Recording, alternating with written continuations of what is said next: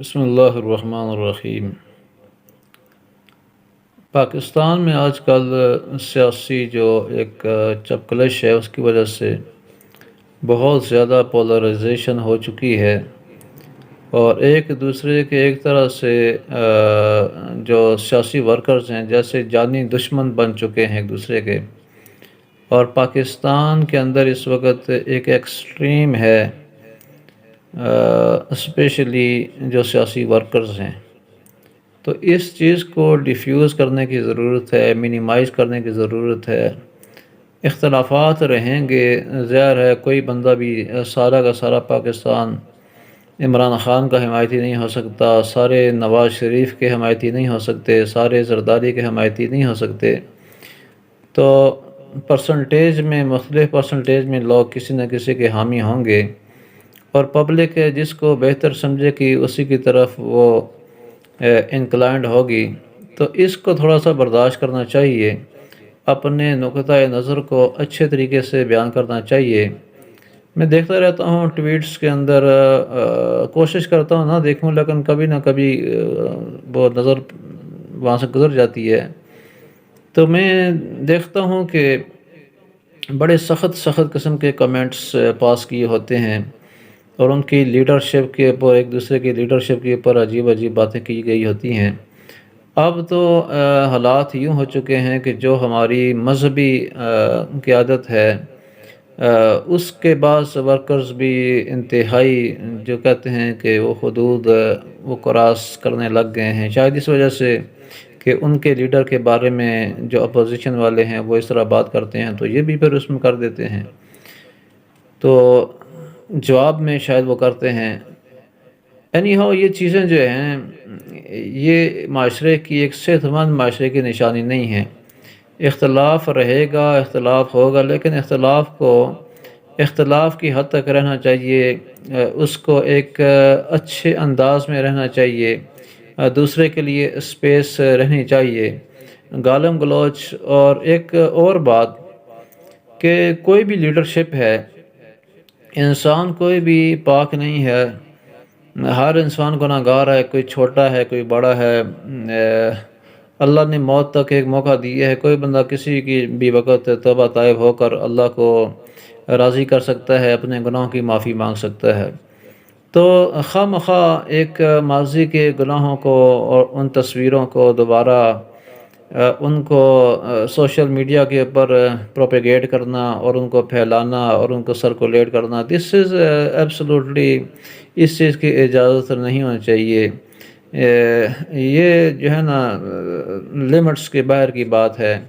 اور اپنے جو ڈیفائنڈ باؤنڈریز ہیں، اسپیسیفائڈ ڈیفائنڈ باؤنڈریز ہیں اخلاقیات کی، اس سے باہر کی یہ چیز ہے، اور یہ چیز زہر قاتل ہے ہمارے معاشرے کے لیے۔ تو جب معاشرہ اس طرح پھر اپنا وہ چلا جاتا ہے، تو میں یہ سمجھتا ہوں کہ سب سے زیادہ جس کی وجہ سے مشتعل ہوتے ہیں سیاسی ورکرز، وہ جب اپنے لیڈر کے بارے میں دیکھتے ہیں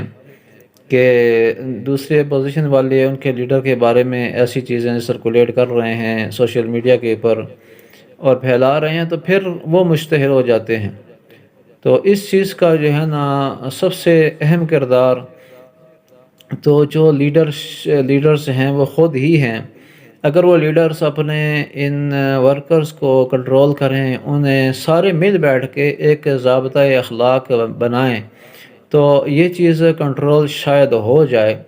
لیکن اب یہ اتنی زیادہ پھیل چکی ہے کہ اس کا کنٹرول کرنا بہت مشکل ہے، لیکن جیسے میں نے ابھی عرض کیا کہ لیڈرشپ خود ہی اس کا کوئی نہ کوئی حل نکال سکتی ہے۔ تو میرا message through this my YouTube channel یہی ہے کہ اپنے اختلافات کو حدود کے اندر رکھیں، حدود کے دائرے سے باہر نہ جائیں۔ دیکھیں، اسلام جو ہے وہ خالی ہماری نماز تک، ہمارے حج، ہمارے روزے، ہماری زکوٰۃ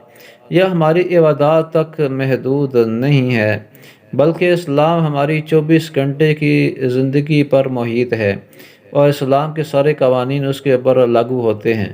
ہماری آنکھ کے اوپر بھی، ہماری زبان کے اوپر بھی، ہمارے ہاتھ پاؤں، ہر شے کے اوپر اسلام کے قوانین، اللہ کے احکامات وہ ہمارے اوپر لاگو ہوتے ہیں۔ تو کوئی دوسرا کوئی زیادتی کر رہا ہے نہیں کر رہا، وہ اس کا حساب ہے، اللہ کے سامنے وہ جواب دہ ہے، لیکن ہم نے اپنے آپ کو کنٹرول کرنا ہے۔ تو ایک دفعہ وہ مولانا صاحب ایک قصہ بیان کر رہے تھے کہ ایک ساس اور بہو جو ہے نا، ان کا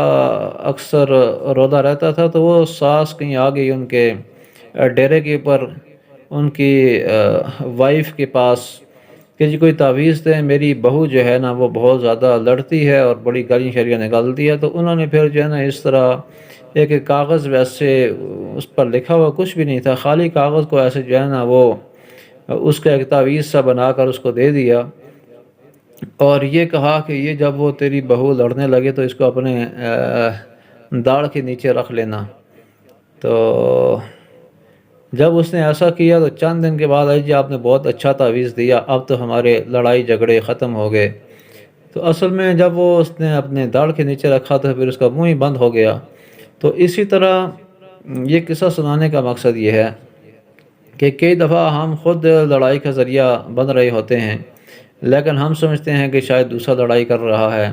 پارا ہمارا اپنا حی ہوا ہوتا ہے۔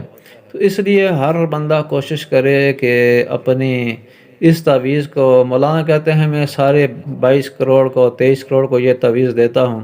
سارے اپنی اپنی داڑھوں کے نیچے رکھ لیں۔ تو اس لیے عرض یہ ہے کہ ہم سارے اس چیز کا اہتمام کریں کہ کسی قسم کا اپنی زبان سے، اپنے قلم سے، اپنے کسی ٹویٹ سے، اپنے کسی میسج سے، کسی بھی انداز سے سب کا احترام کریں۔ کوئی ایسا میسج نہ کریں کہ جس کی وجہ سے پھر جو ہے نا یہ پولرائزیشن مزید بڑھے اور مزید خلفشار ملک کے اندر ہو۔ اسٹیبلٹی کے لیے، معاشی استحکام کے لیے یہ اخلاقی جو ہے نا تھوڑا سا ہمیں اس کو بہتر کرنا پڑے گا، ورنہ جتنا اخلاق ہمارے بگڑتے رہیں گے اور معاملات بگڑتے رہیں گے تو اس سے پھر جو ہے نا افراتفری ہوگی تو پھر معاشی استحکام کبھی بھی نہیں آ سکتا۔ تو اس لیے